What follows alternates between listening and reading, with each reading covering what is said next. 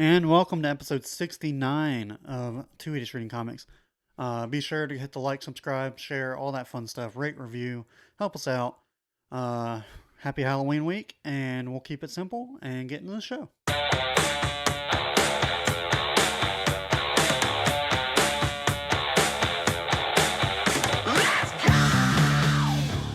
And welcome to the best damn book club on the internet. My name's Ryan Talmadge. That's Davis Crocker. Welcome to episode 69. I almost did the white power thing. I forgot that's white power now. Can't do the OK symbol. Gotcha. Thumbs up, 69. You know. But yeah. And surprisingly, didn't plan this. The Wicked and the Divine. Yeah. Talks about sex a lot. And it does. Doesn't show anything. It's not like... No, it doesn't do that. It's not like Saga. But it boy, does, do they talk about it. It does have a lot of... definitely not a book for kids. But so a lot of them are like double entendres and... Yeah. And Lucifer. Yeah, Lucifer's. Jeez. I'll go ahead. Probably should have had it pulled up to begin with if I was a good podcaster. But I'll go ahead and do some credits. Yeah, cool. You can read it. Nope.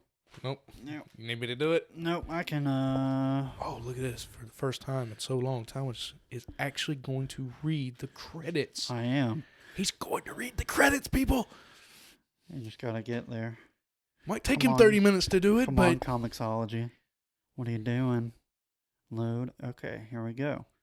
Not that one. Okay. Writer, Carrion Gillen.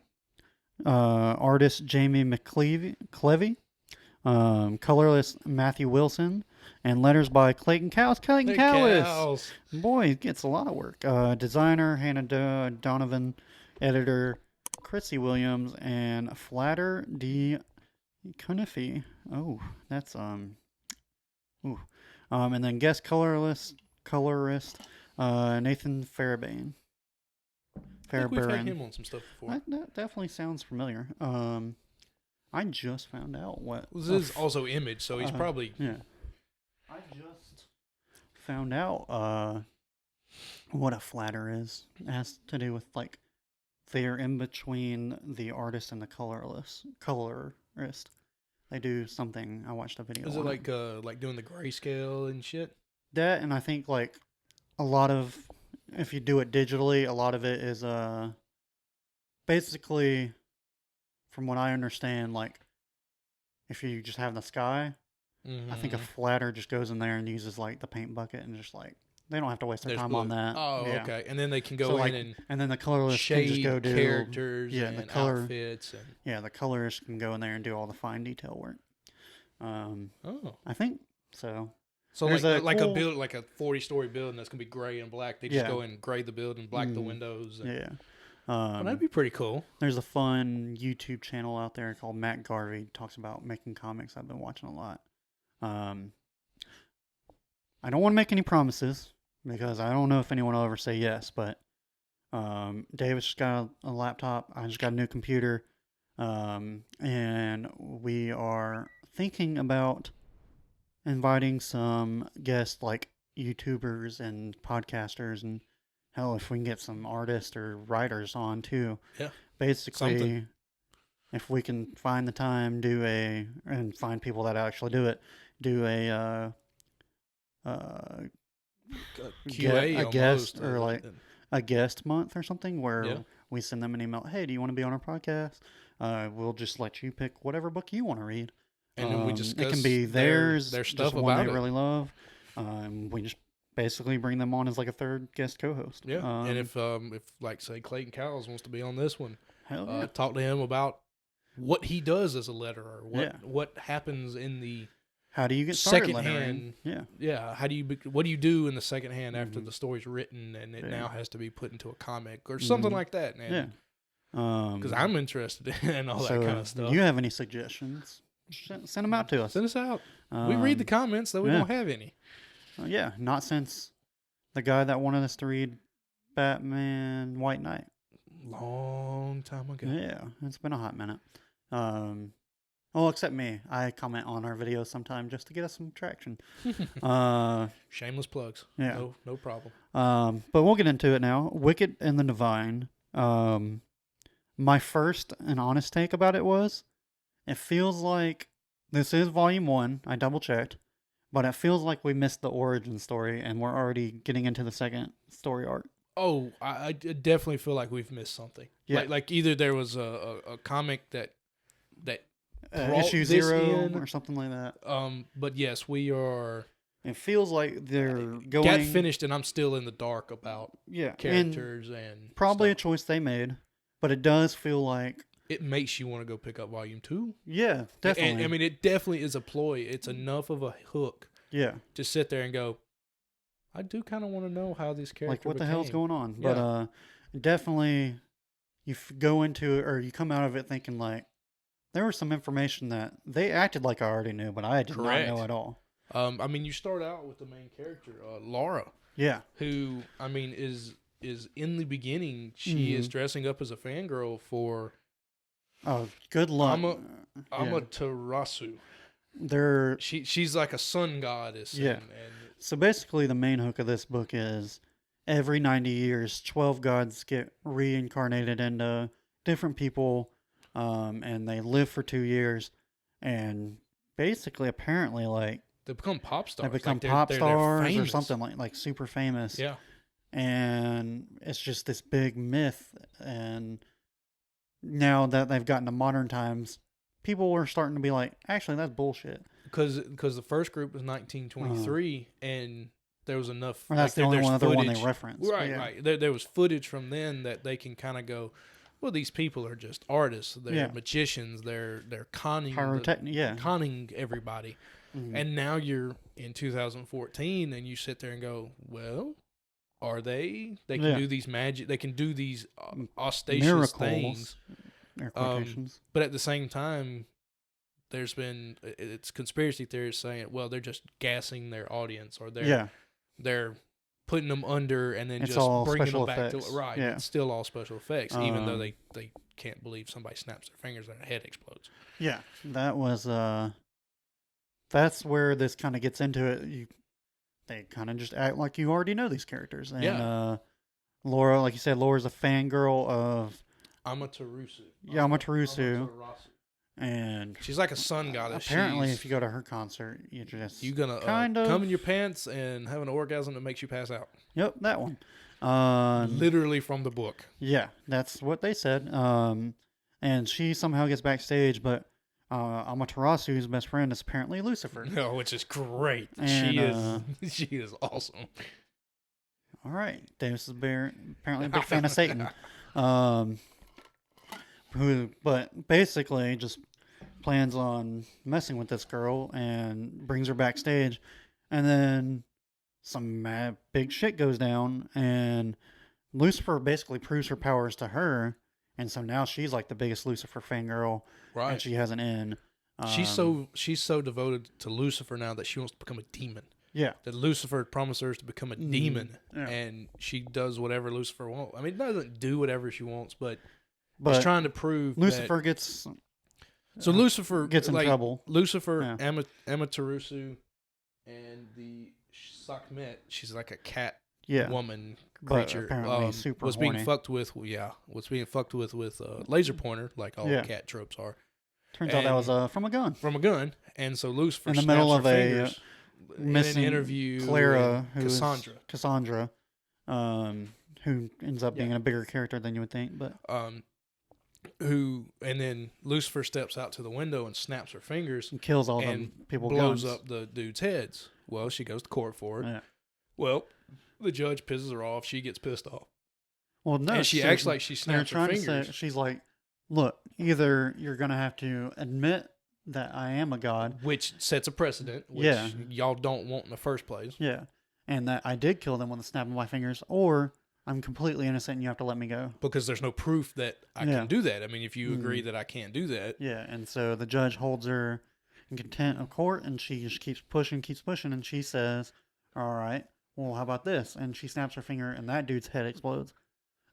She swears up and down, and it wasn't someone her. Else did it. But at the same time, like she's Satan. She's just kind of agreed that she killed 2 men doing the same exact thing. Yeah. And then this guy, and then this brings in a character called Ananke, Ananke. Yeah. And she's the creator of the pantheon of these. She is always around, and she brings in the next brings them group. back and teaches them how to use their powers and stuff like that.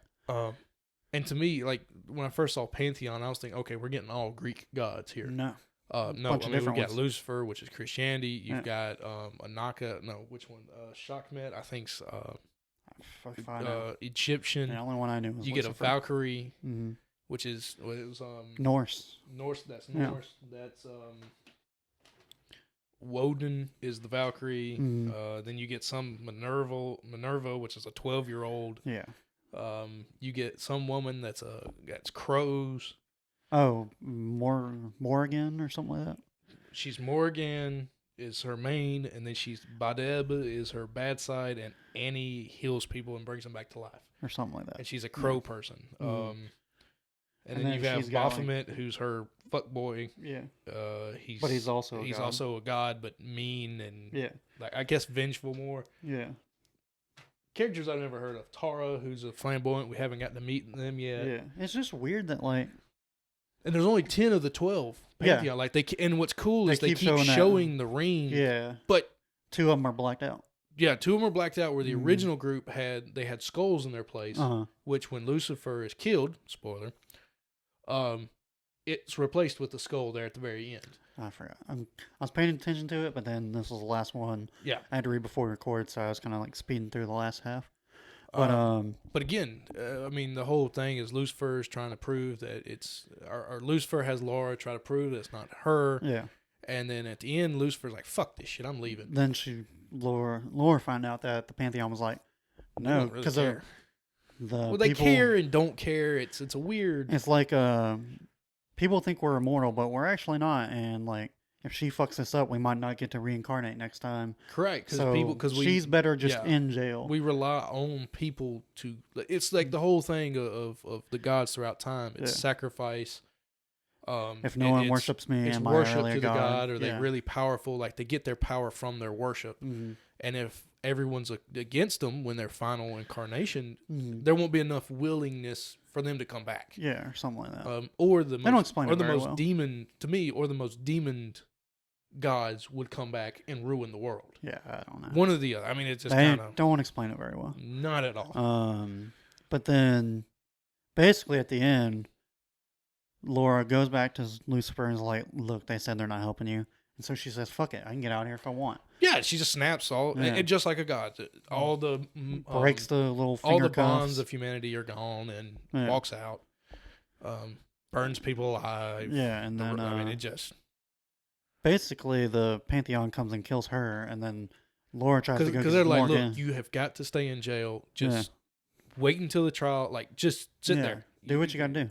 And then Laura tries to go get some more gun. She's like, "No, I can't actually." Oh, and it gets kills him away. Lucifer. Yeah, it gets him away, and then Ananke, the creator, snaps her fingers, kills Lucifer, But it takes her head off, but it doesn't explode it. It wraps it in like a gold weave and or something rips it from the world. But and Laura tries to go get Morgan to come heal her. She's like, I can't bring back the dead. I can only bring back the sleeping, which didn't make a whole. Didn't make any sense. No, and then but at the very end, you find out Lucifer wasn't. The whole time was like, is Lucifer lying or is she? So many people think she's lying about absolutely everything. You don't know what to believe. It's like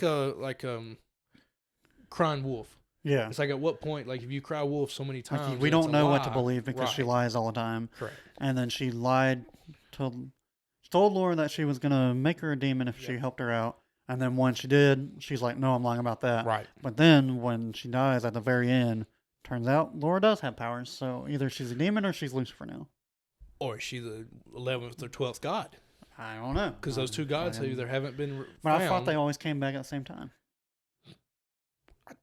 I don't know. That's the whole thing. That little graphic that's on like a billion times throughout this book shows all those logos, but I don't know who all those correspond to. The only ones I corresponded anything to was when they went to the Pantheon. Yeah. Showed up in flames. Yep, showed up in flames, which he was blank, and that was Baphomet. Yeah, the fuck boy with Morgan. Yeah. Which was proven not to be one of the killers because Morgan and Baphomet were fucking together. Yeah.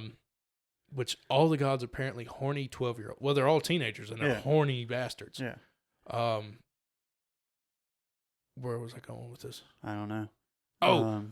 Then you know which one Lucifer was because it becomes a skull. Yeah. And the only other ones I noticed was when they went to the Pantheon and they showed each person, like the ones actually sitting in their chairs. Yeah. But they only showed 3 of them actually sitting in their chairs. So out of the 12 diagrams, we know 4. Yeah. Or 5. Yeah, so I don't know. But it's definitely interesting. I don't know if... I assume it's a style choice of like, we're just going to get into it and not do any type of origin. You'll have to figure it out along the way. Hopefully there wasn't something that we weren't supposed to read before this. I don't know. This is volume 1. It said volume 1. It's issues 1 to whatever. I mean, it's... I don't know. I checked it and saw, but... I would like a character sheet, please. Now, at the end, when they started telling you all the names of the gods that were there, you did get a panel by panel. Cassandra was asking basically Laura, what did Lucifer tell you? And each time she asked a name, it would cut to Lucifer. Why it couldn't be them or whatever. And so you got the list of names, which I'm glad I wrote down. Yeah. But other than that, I mean, that's it. No. Now, the 1, 2, 3, 4. Yeah, that's got to be something. I don't know. Is that how they get their like superpower, like to get their divine, like their even more powerful powers? Because they're doing miniature stuff throughout. Yeah. And then when somebody starts counting, the other has to count too. Yeah, I fucking know, dude. We gotta let. That's what. So with everything we've read, I'm not gonna tell you what volume 2 if it's borrow or pay, but would you get the next one, and would you pay for it or not? And I'll let you know what it is on Comixology. Unless you already know. I don't. But there's like a bunch of stuff. Peel back the layers. If we somehow went into my room, there's a stack of like just weekly issue stuff I got to read. I still have my weekly there's also pick'ems and the ones I get on Comixology that I download every week. Then there's also a Harry Potter book that I've started reading. Ooh, which one did you start? You start with the first one. Stone? Yeah. Good job. And then there's also Ready Player One because I was doing some work down in Auburn, and I was like, I'm not going to sit here on my iPad all the time. That was rude. So I'll just go buy these books. Ready Player One's good. Yeah. It's way different than the movie. Really? It's so much different. I was like, there's no way they have all the Warner Brothers characters for that. But, we digress. But there's basically a bunch of stuff I got to read right now. I would eventually get to this, and eventually it would pique my curiosity. I'd probably end up paying for it, but I don't. Something tells me it's a borrow, so which makes it even better. No, it's not. No, oh, it's $11. I'm sure at some point I'll get bored and be like, well, let's go see what's up with that weird shit. Now, I'm not racing to make it a continuous. I can tell you that much. Nah. Yeah. It was cool. I mean, it was very interesting. I mean, it's definitely I know it's Image's bringing us these cool. Yeah. I know it's cool one of stuff. Image's top things. I think the only thing that kind of held it back was I don't know how much after it was Walking Dead and Invincible. I think it was remotely close to that same time. This says it came out in 2014. I got copyrighted 2014. Okay, I can't remember when. I want to say Walking Dead's been out way before that. It was like 2008, 2009 though. Okay, I mean it just finished like 2 years ago. What? Yeah, yeah. So I mean, it was this right is probably in the this is probably picking up on the Image. Yeah. Like the Image fan, like the Image hype. This is probably where it's starting to jump in. This was probably like right in the middle of those two runs in a brand new comic. Not saying I know it's like one of their top ones, but then it was probably also coming out at the same time as Saga. So right, and so you got Saga running around in there too. Yeah. So I know it's like one of their top ones, but there's also a bunch of other stuff you could read. To me, this is definitely more of a adult, was it young adult? It definitely has young adult. Like it's definitely younger because, again, they come back as teenagers, adult pop stars. So you really have that. And what's weird is what I've noticed reading the Star Wars young adult book is, okay, we're gonna have these normal books that are meant for older people, death, destruction, but some reason a young adult is talking about sex and all these feelings, which is It's understandable like because young adults. I mean, Yeah. teenagers going through puberty and shit. Yeah. So I would imagine this is probably. It does have that vibe of like the girl, like Laura, when she's in the Pantheon, she's just standing there going, "I'm crushing so hard." Yeah, and like obviously, I don't think this was purely written for our demographic. No, it was definitely. I mean, I've heard the name over and over again. I see it in comic book stores all the time. Like, fuck, I'll check that out. I'm glad we read it. It was cool.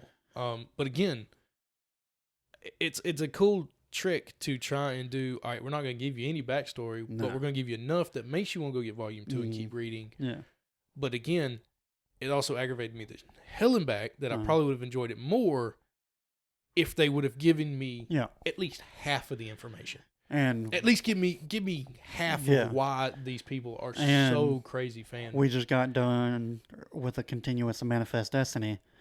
I don't think, and DC New Frontier this month. I don't think I'm ready for another slow burn for this. No. Both of those were incredibly slow burns. Yeah, DC Frontier was really slow, but did turn out well. Yeah. It tied everything together. Like we said, it was basically Independence Day with superheroes. Correct. But this is it got to action quick. Yeah. But it didn't get to the story. No. I mean, we still haven't seen, I think we still haven't seen 4 of the 10 that are around yet. Yeah. I don't know. And one of the gods can turn into 3 different beings at the same time. And not to mention, me and you are terrible with names. Oh God, it was so bad. And so, and then Lord you throw one being has 3 different incarnations of itself. Which then Lucifer goes by like 4 different names, and it just So, who knows? But maybe check out one day. You should definitely check it out. Oh, if you've got the Comicsology Unlimited, go get it and read it. It's a quick. It says it's 177 pages, but it's really 140 something because the last 20 something or nothing. Yeah. But covers. Definitely at least go read volume 1. It's free. Go check it out. But shoot, I guess next we're gonna do another part 1, part 2. Yeah. It's gonna be Avengers versus X-Men. We're actually gonna do it this time. I was gonna ask you a question, but we can do that off camera. So next week, Avengers versus X-Men issues 1 through 6. I think it's a 12-parter. Double check that, but I'm pretty sure that's what it is. And so we'll see y'all next Tuesday. Bye. Bye.